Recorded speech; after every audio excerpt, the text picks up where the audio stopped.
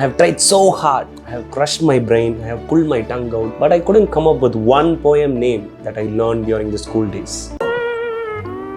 I even searched in internet for a long time, but no luck. Do you remember we were made to memorize a certain poems and we were able to skip a few? People are rebellious by nature. At least most of us are. So when we are forced to do something, we wouldn't like doing it. Or at least we wouldn't be willing to do it. So that is the reason why we really didn't enjoy the poems. Poems are not meant to be forced. Poems are not meant to be memorized. So when you get the time, when you are in the right frames of mind, just try to read a poem and you will see how beautiful it is. It is as beautiful as me.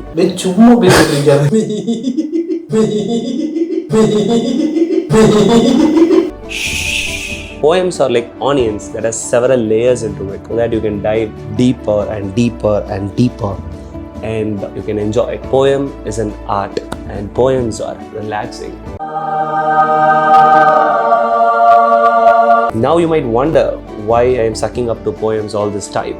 The reason is that the book we are going to see today is The Prophet by Khalil Gibran.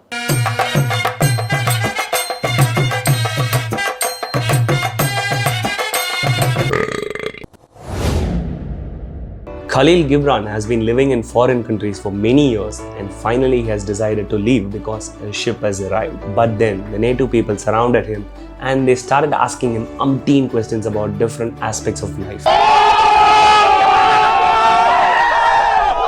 The poet has took around 11 years to write this masterpiece and all the illustrations in this book were hand-drawn by him and they are just mind-boggling. In 1923, Khalil Gibran wrote this book and it is said that he is the third most read poet among everyone in this world. First one being Socrates and the second one is Lao Tzu. Lao Tzu. Action! I'll better put the spelling in the video. The poetic essays in this book are related to love, marriage, kid, good and evil, life and the like. So now let me share my perspectives on the beautifully woven poetic essays from this book. A voice cannot carry the tongue and the lips that gave it wings. Alone it must seek the sky. Likewise, the eagle has to fly across the sky without its nest. So when it is time for new beginning, you should leave all the things behind. I understand it might be difficult for you to leave the things you love, the people you love, and the people who stood for you during the hard times. But when the situation demands you to leave and demands you to change, we should definitely do it. You wouldn't be you. You wouldn't be what you are today if you didn't leave your home and parents for the better college, for the better opportunity and for the better job. Even though it might look difficult, it is practical to look for the new beginnings and change. You would find your true potential only when you change and get into the new journey when the time comes. Parting ways is inevitable as we all are striving towards death someday. So when it is time, you might have to leave your family, you might have to leave your friends and you will have to embark on the new journey without any regrets. If the person you truly love leaves you for some reason, whatever reason it might be, you need not stay mad at them and lose your peace and happiness. All you can do is let them go peacefully. Because what is meant to stay would stick with you or at least find a way to come back. Love has no other desire but to fulfill itself. But if you love and you must have desires, then it should be your desires and not love's desire. Because when you truly love someone, you should make sure that the love you have towards the other person should experience the amount of love that deserves to be loved, because love is the only love that has all the love in the love of the deserving love. Sing and dance together and be joyous, but let you two be alone. That is, there should be space in your togetherness. I couldn't think of any better advice for a married couple or for any couple that are in relationship than this particular quote. Let there be space in togetherness. Joy is the sorrow unmasked. So when you eliminate these sorrows in a relationship created by toxicity and possessiveness, you shall have a happy life together forever. But if you try to control your woman and you think you own her and she is your property,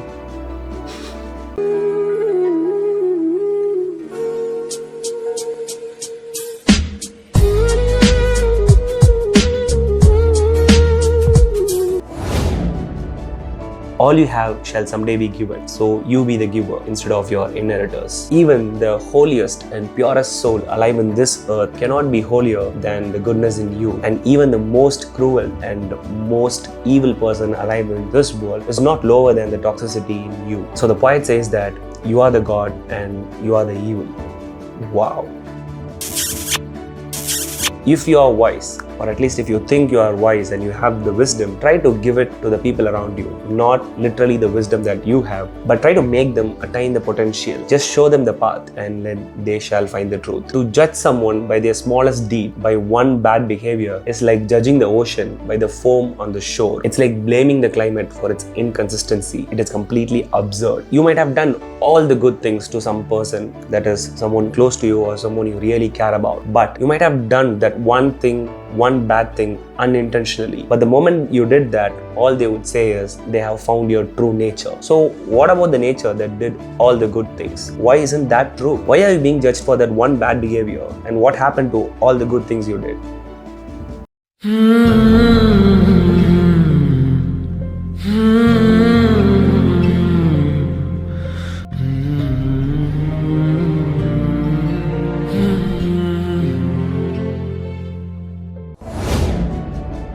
One of the most beautiful quotes from this book: you may give your children your love, but not your thoughts, for they have their own thoughts. It is again one of the most controversial topics that many might not agree on. I have stated something about this in the previous video about the book Toilet Seat. Have we seen any animal demanding love and respect from their offspring? No. They just give them food and shelter until they are grown up and until they are free from the intruders. But we humans demand and expect our children to obey us. And some go beyond the line and abuse and beat the children when they do not fulfill their parents' wish. And a few years later, these children are turning into psychopaths.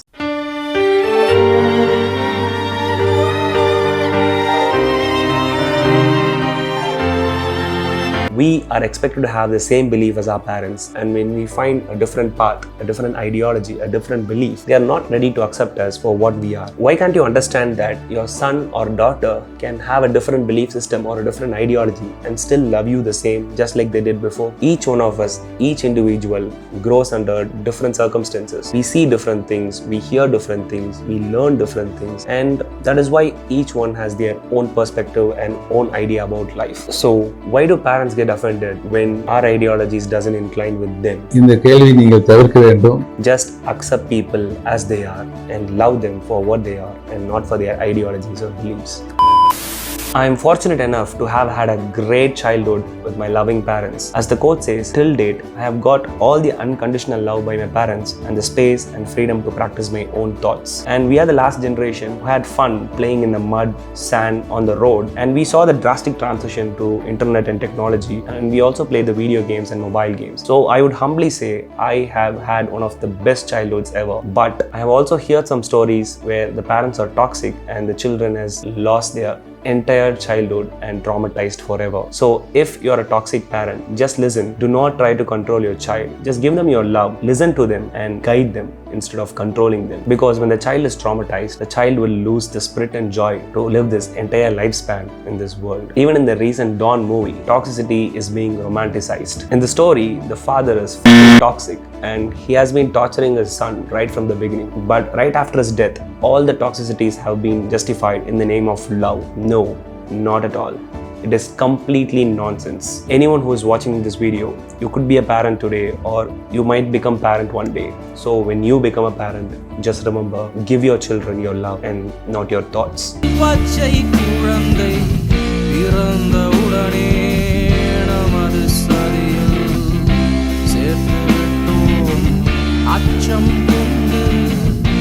Jump